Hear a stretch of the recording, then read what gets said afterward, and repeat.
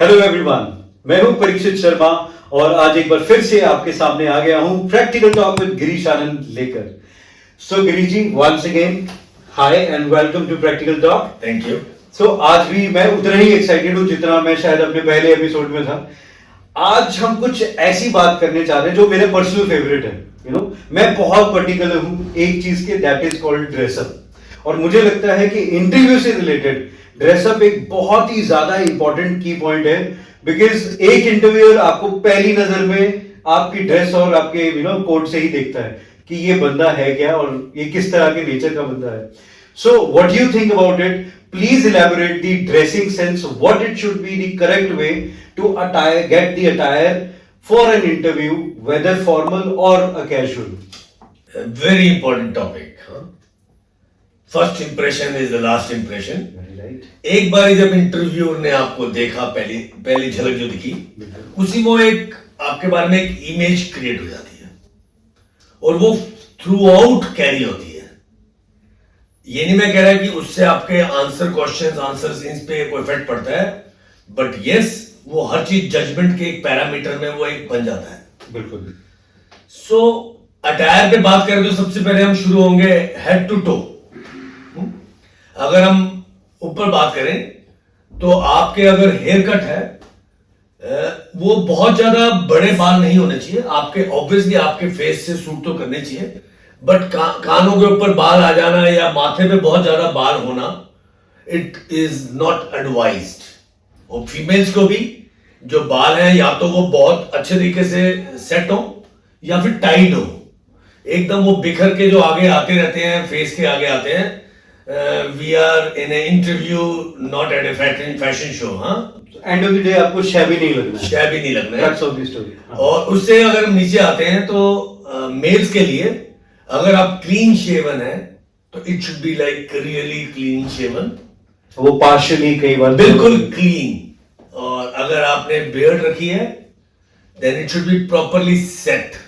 मेरी बियर्ड ठीक है सर? हाँ, बिल्कुल ठीक है। Thank you. बियर्ड बिल्कुल सेट होनी चाहिए। Spend money on setting your beard, it is very important part.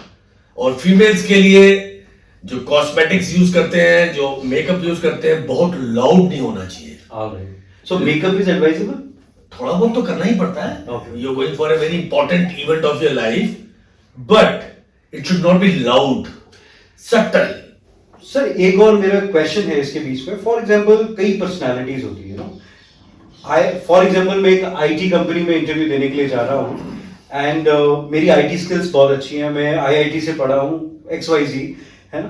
But उसके साथ साथ मेरी एक खुद की पहचान भी है, where I love to play guitar, है ना। मेरे बाल उस हिसाब के बड़े हैं। For example you can understand एक गिटारिस्ट थोड़ा कैसा दिखता होगा, है ना। So I like to wear a different sort of clothes which gives me more confidence in my passion and in my professional career also. So जरूरी है क्या मुझे भी अपने आप को छोड़कर एक ऐसा इंसान बनना जिसने जिंदगी में कभी शायद सूट कोट पैंट या फॉर्मल पहना ही नहीं है, लेकिन उसके अंदर वो टैलेंट से भरा पड़ा है उस जॉब से रिलेटेड।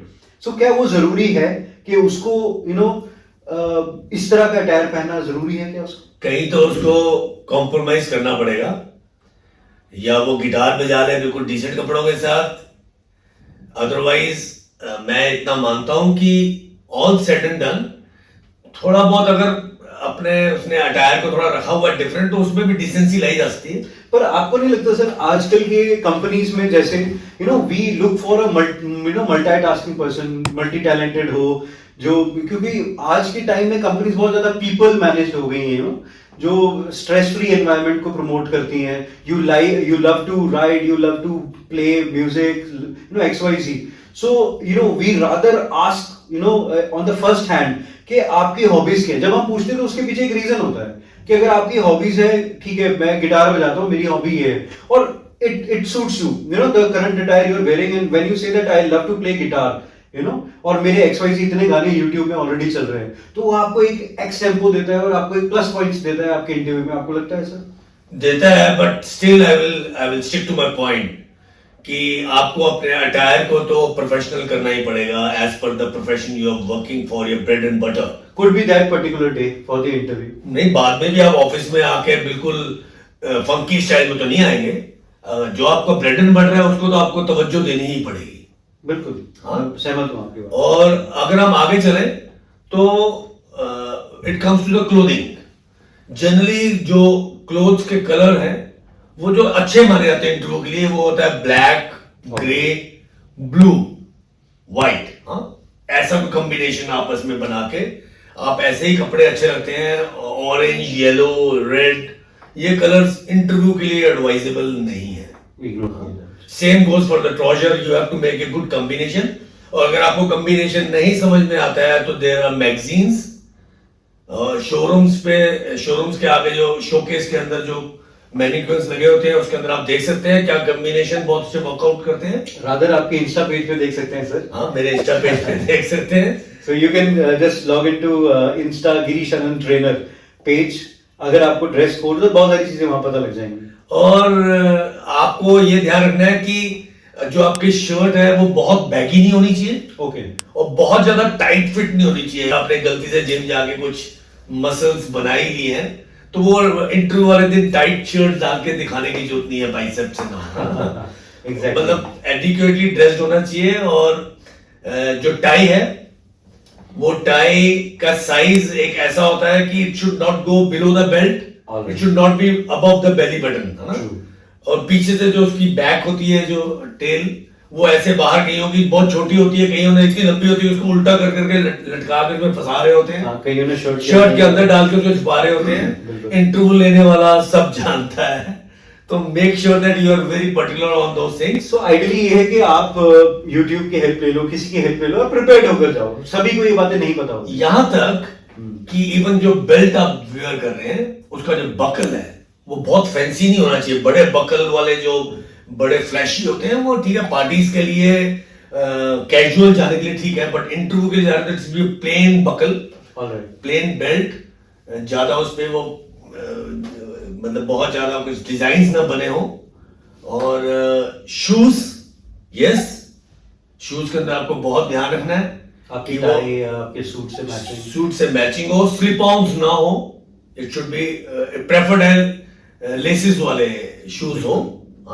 वेल पॉलिश्ड हो, शाइन करते हो. बेसिकली ऑक्सफोर्ड शूज पहन के जाएं. हाँ, और फीमेल्स के लिए वो आप इंटरव्यू देने जा रही हैं, नीचे वो बड़े बड़े हील्स वाले टक टक टक टक, नो, बिग नो. और एक चीज जो मेरे को और इम्पोर्टेंट याद आई है, फीमेल्स जो बहुत बड़े बड़े इयररिंग्स वो बड़े बड़े कानों में डाल लेते हैं जो डिस्ट्रैक्ट करते हैं इंटरव्यूअर को. टू बी कॉल्ड झुमके बड़े बड़े से कानों में लंबे लंबे. और मेल्स के लिए flashy wrist watch. Okay. No. Flashy से आपको मतलब बहुत उस इंटरव्यू देने गए उस दिन बहुत कॉस्टली सी रिस्ट वॉच जो डिस्ट्रैक्ट कर रही है इंटरव्यूअर को बार बार. थोड़ी जैज. आपने वहां पे अपने आपको दिखाने नहीं गए कि which kind of state are you belong to you.